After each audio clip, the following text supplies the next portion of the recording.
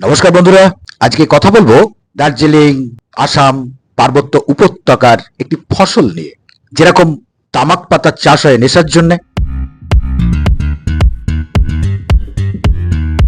সেরকমই কথা বলবো চা নিয়ে, চা পাতা নিয়ে।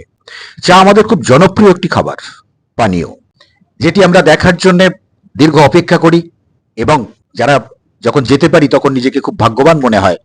সেটি হলো উত্তরের, অর্থাৎ দার্জিলিং, আসাম, ডুয়ার্সের চায়ের কথা বলছি।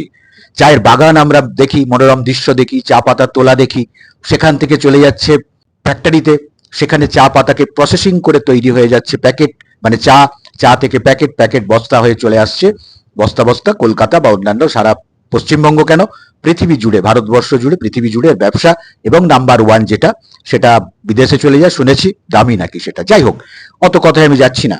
একটি অর্থকরী ফসল, এর বিরাট বিরাট হোর্ডিং আমরা রাস্তার ধারে দেখতে পাই, সোশ্যাল মিডিয়ায় তার অ্যাড দেখতে পাই, বিভিন্ন রকম ভাবে তার উপকরণ নিয়ে কিভাবে তৈরি হয় তার ভিডিও দেখতে পাই।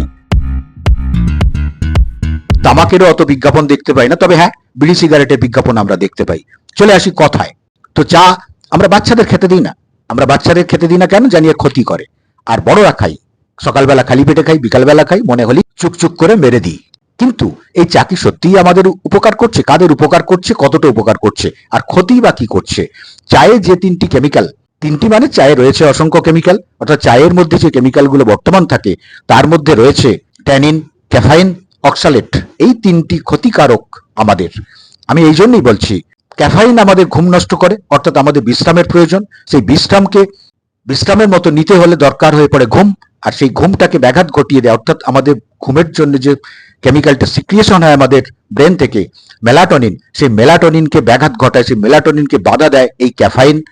ট্যানিন আর ক্যাফাইন দুজনে যখন পাকস্থলিতে গিয়ে পৌঁছায় সকালে খালি পেটে, তখন আমাদের খিদের জন্য যে গ্রেনিল নামক উৎসেচকটি নিঃসরণ হয়, সেই উৎসেচকটিকেও স্তব্ধ করে দিতে পারে এই ট্যানিন আর ক্যাফাইন। আর হচ্ছে অক্সালেট, যেটা কিডনিতে পাথর তৈরি করতে পারে।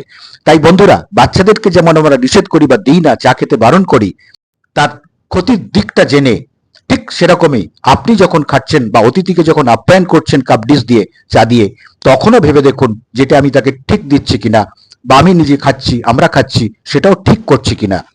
বন্ধুদেরকে সতর্ক করব, চা খাওয়া বা খাওয়ার আগে ভেবে চিনতে খান। এটা খালি পেটে খাবেন না ভরা পেটে খাবেন, শুধু খাবেন না বিস্কুট মুড়ি দিয়ে খাবেন, ভেবে খান। কিন্তু খেয়ে হচ্ছেটা কি, আমার কথা সেখানটাতে। তাই বন্ধুদেরকে বলবো, চা খাওয়ার আগে ভেবে খান।